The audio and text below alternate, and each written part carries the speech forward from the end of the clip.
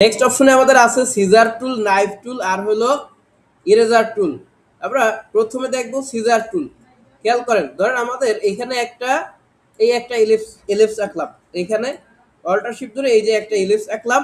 এই ইলিপসের একটা কালার দিয়ে দেই, যে কোনো সাপোজ এখানে এরকম একটা কালার দিয়ে দিলাম।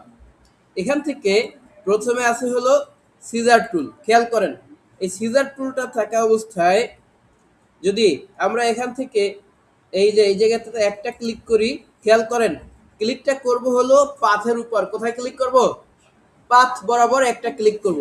আবার এই পাশে ঠিক এই পাথ বরাবর আর একটা ক্লিক করব। ক্লিয়ার? তাহলে দেখবেন এই বরাবর এটা দুই ভাগ দ্বিখণ্ডিত হয়ে গেছে, পাথ কেটে যাবে। এটার কাজ কি? পাথকে কেটে ফেলা। সিজার টুলের কাজ হলো পাথকে কেটে ফেলা। এবার সিলেকশন টুলে যাব, দেখেন এখানে এই একটা আর এই একটা দুইটা আলাদা হয়ে গেছে। ক্লিয়ার? এই পাথ আলাদা হয়ে গেছে। এখানে কিন্তু দেখেন এখানে ইয়ে আছে, ফিলটা আছে। দেখে আমরা যদি ফিলের কালারটা অফ করে দেই, দেখবেন যে শুধুমাত্র ইয়ে আছে, কি আছে? পাথ আছে। ঠিক আছে, এখান থেকে কিন্তু জোড়া লাগানো নাই। হ্যাঁ, পাথটা মাঝখান থেকে কেটে গেছে। ক্লিয়ার?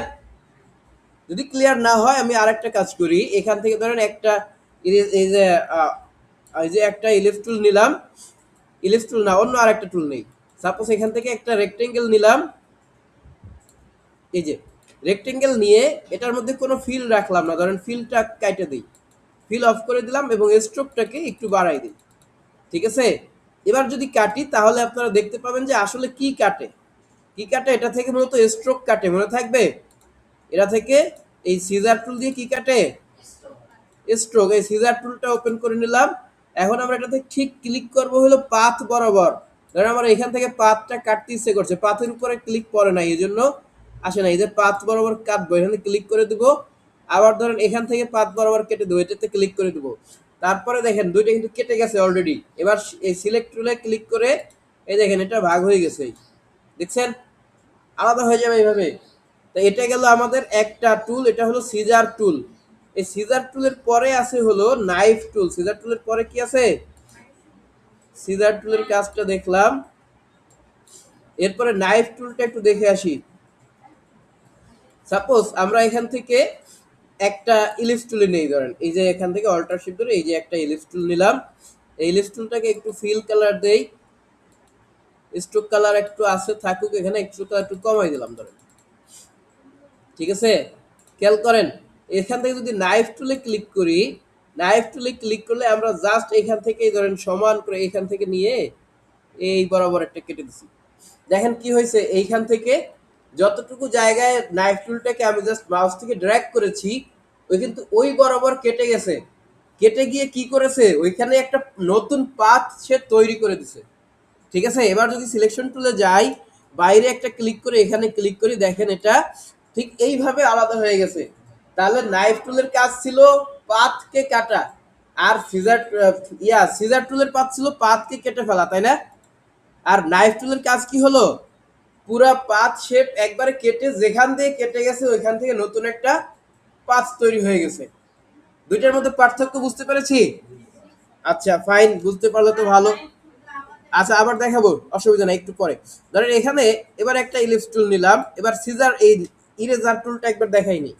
এই যে একটা একটা কি আঁকলাম, এটা ইলিপস আঁকলাম। এবারে আমাদের আছে হলো সিজার টুলের পর এবার আছে ইরেজার টুল। এই যে ইরেজার টুলে ক্লিক করলাম, খেয়াল করেন ইরেজার টুলে ক্লিক করলে আমাদের সামনে এরকম একটা ইরেজার আসবে, গোল একটা ব্রাশ।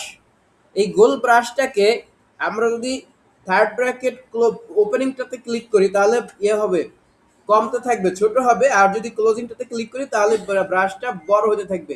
আমরা ছোট করে নিলাম এইটুকু সাপোজ। এখন এখান থেকে জাস্ট এভাবে একটা ড্র্যাগ করে নিলে যতটুকু জায়গায় ড্র্যাগ করবো ততটুকু জায়গায় মুছে যাবে। বুঝছেন? আমরা আবার কন্ট্রোল জেড দিয়ে আগে গেলাম, এটা আর একটু ছোট বানাই। ব্রাশটাকে আরো ছোট করলাম। ছোট করার পরে এখান থেকে যে জায়গাটাতে আপনি এরকম ড্র্যাগ করে নেবেন ওই জায়গাটাতে এরকম কেটে যাবে। আমাদের এর আগে যে নাইফ টুল নিয়েছিলাম ওখানে কিন্তু যেখানে কেটে দিয়েছি ওই বরাবর একদম ক্লোজ একটা লাইন হয়েছিল, আর এই ইরেজ দিলে যেখানে ড্র্যাগ করবো ওই জায়গাটা মুছে যাবে। ঠিক আছে, ওই জায়গাটা মুছে যাবে। আমরা যদি এদিক থেকে আবার একটা ড্র্যাগ করি দিই এইভাবে, এই জায়গাটা কিন্তু মুছে গেল। ঠিক আছে, সিলেকশন টুলে ক্লিক করেন, দেখেন সবগুলো চারটা ভাগ হয়ে গেছে, সব ভাগ ভাগ হয়ে গেছে। ঠিক আছে, সব আলাদা আলাদা শেপ তৈরি হয়েছে। এবারে আরেকটা দেখবো, এই যে ইরেজার টুল দিয়ে আরেকটু অন্য একটা দেখবো। ধরেন আমি এই ইরেজার টুল দিয়ে আঁকার জন্য একটা একটা ইলিপস টুল নিলাম। নেওয়ার পরে আমরা এখান থেকে ইরেজার টুলটাকে অ্যাক্টিভ করলাম। করার পরে দেখেন, আমরা যদি এখান থেকে অল্টার চেপে ধরি, এটা প্রাথমিকভাবে কি হয়েছে, অল্টার না চেপে ধরলে এটা গোল ছিল, তাই না? অল্টার চেপে ধরে আমরা যদি এটাকে এরকম ড্র্যাগ করি, দেখেন একটা এরকম একটা রুলার তৈরি হচ্ছে। এটাকে যত দূর এদিকে টেনে উঠাবো তত দূর কেটে যাবে। ঠিক আছে, অল্টার চেপে ধরে কাজ করলে কি হবে, এইভাবে এই যে এইটুকু মুছে দিলাম, এইটুকু মুছে গেল। ঠিক আছে, ক্লিয়ার? অল্টার ধরে ইরেজার চিহ্ন বুঝছি তো? ওকে, যদি এবার এইগুলো কেটে দিতে চাই, এই যে অল্টার ধরে ঠিক এইভাবে এইটুকু কেটে দিলাম।